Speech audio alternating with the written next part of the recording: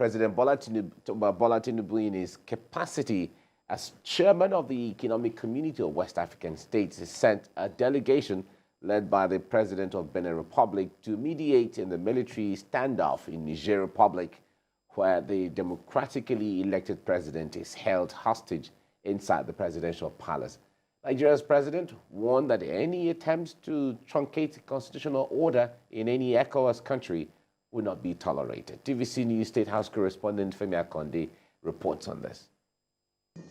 President Bola Tinubu has called the situation in Niger Republic unpleasant. This meeting with President Patrice Talon of Benin Republic is an urgent intervention and efforts to mediate in the ongoing standoff in Niger Republic that already threatens the country's democratic process.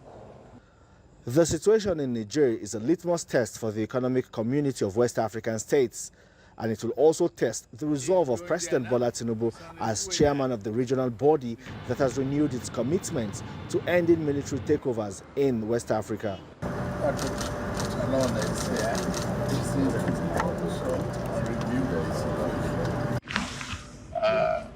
Of our neighbor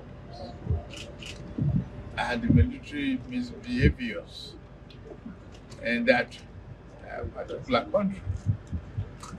And that is what is here.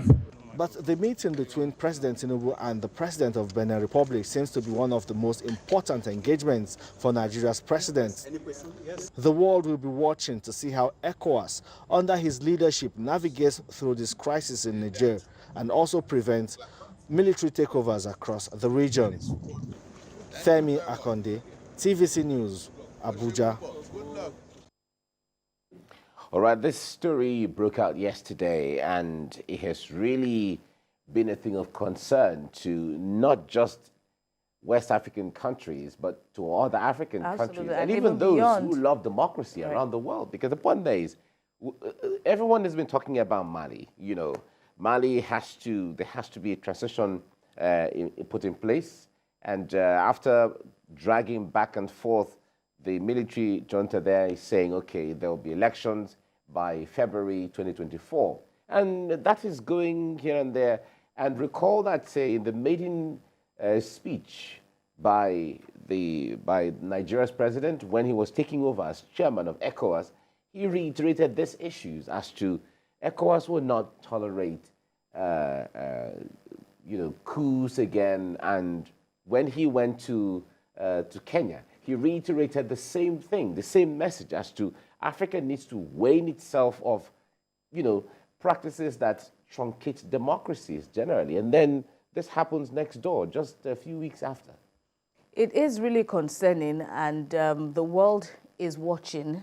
And this is a test for the Tinubu administration, and it is, gratifying that in his capacity as the leader of the ECOWAS, sub-group, so to speak, that he has, spoken to that effect. And now, under his delegation, the President of Benin Republic, that Patrice Talon, has, moved on. That's in addition to the Nigerian delegation that is, we understand, is now on ground in Niger to help to find a way around this this problem that we have. And it, like you said, it's a path again that is very ugly to our reputation as Africans, seeing as the world has since moved on. But why we are soldiers, in this part of the world should always be in the background waiting for a chance to, spring up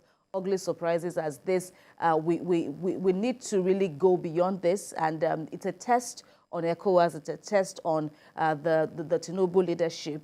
And of course, Nigeria has, as the big brother of, in the continent, Nigeria has risen to the occasion numerous times in the past. And I'm sure that if need be, as we saw in the case of the Gambia, if need be, the country would also have, so many other options if it has to go tougher than it has gone now, because we understand that what they have for now is basically to talk, to seek political solutions, and to get the soldiers to return to the barracks and let the civilian government continue to rule. But then, if they have to, come in other forceful means, we will wait and see. Well, like you said, it's a test on the chairman of ECOWAS, which is Nigeria right now, headed by Bola Tinubu. We have done it in the past. Recall that in Gambia under Yahya Jammeh, when there was an election and he was refusing to step down to say, okay, fine, I respect the election, the outcome of the election, and he wanted to stay on. Recall also under former President Olusegun Obasanjo, where there was an attempted coup in Sao Tome and Principe. In fact, he was very emphatic, gave them a deadline, an ultimatum, you must have to stand down, and the president will be escorted from Nigeria because he was in Nigeria at the time, and when that happened in his absence. And he said the president will be escorted from Nigeria back to the palace, and it happened that way. So that does not even talk about all the interventions Nigeria had in Sierra Leone, in Liberia, in the Congo, and so many other countries. So the point there is this even happening next door. Some security expert has said that there's going to even be a security implication to Nigeria, because being just close by. Well, in all of that, we wait to see how President of Nigeria is going to champion that, is going to lead that. Nigeria and Niger have always had this sisterly relationship. They go way back, right?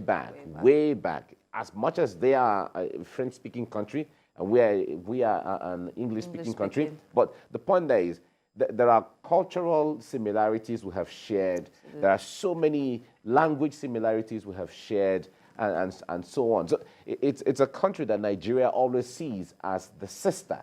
So whatever happens there concerns Nigeria a great deal. And even when it comes to security implication, anything goes on there, you know that you can spill over easily. Right. Fine. Naturally. So it will have to change the security architecture of Nigeria, considering what's happening in the neighboring countries. But let's see how this plays out as we get along in the coming days. All right.